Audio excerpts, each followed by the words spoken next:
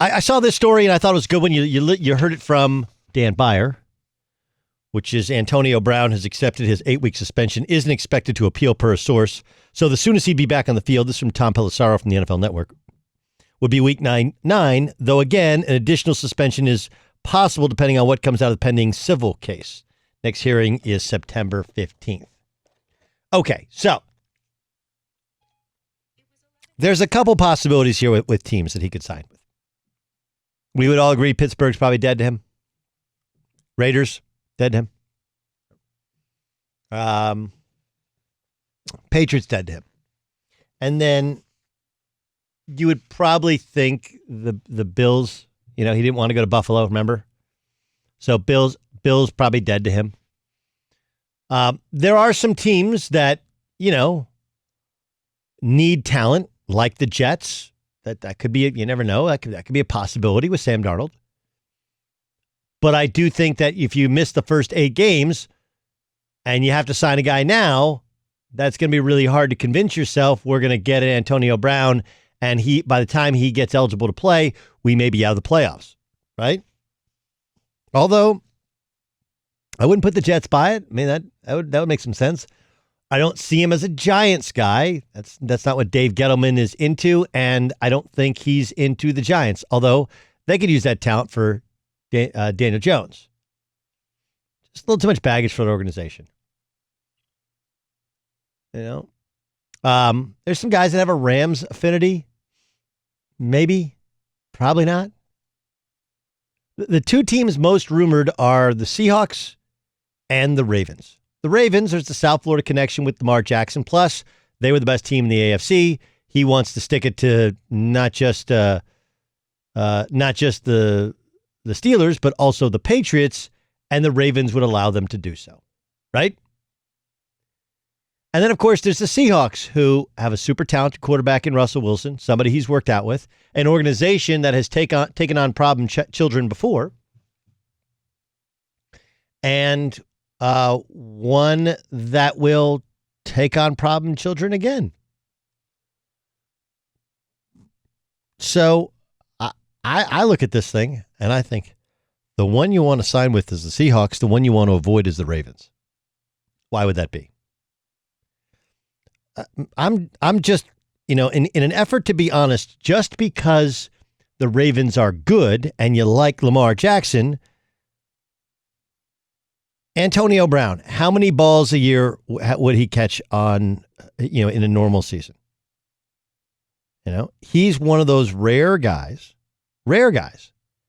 that is not only a breakaway supreme talent, but he's also a volume guy. He catches a lot of footballs. He wants a lot of footballs thrown his way. Where you're not going to get a lot of footballs? That would be the Baltimore Ravens.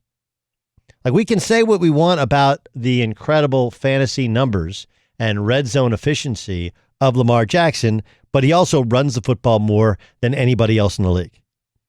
This is Antonio Brown, who led the league in receptions twice with 129 and 136 catches. Heck, his last year in Pittsburgh, so 2 years ago, when he didn't play the last game of the season, because remember, he no-showed until in the week, and then his agent called and said, he'll show up, and they were playing to potentially get in the playoffs. He had 168 targets, and that's in only 15 weeks. He had 104 catches. Okay, so now what you got to do is you got to go to the Baltimore Ravens.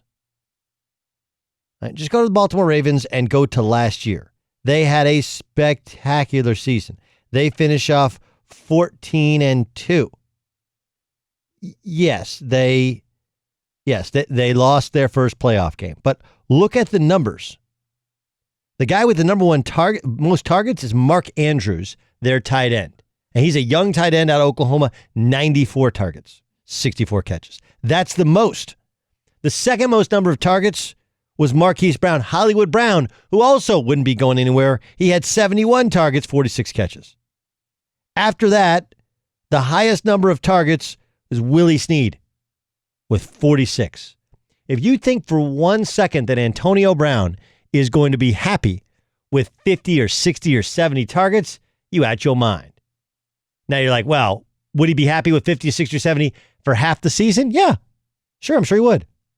But he's not going to get that. Remember, that's a full season's work. That's how many targets those guys got. And a playoff game.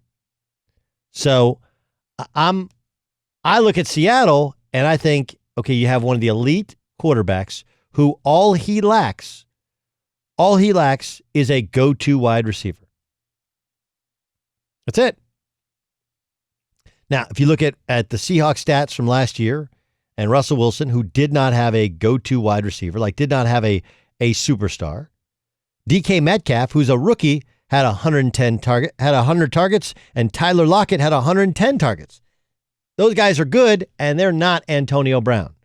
The volume of opportunities, as well as the chance to be successful, as well as an organization that has dealt with knuckleheads in the past, Seattle makes all the sense to me in the world.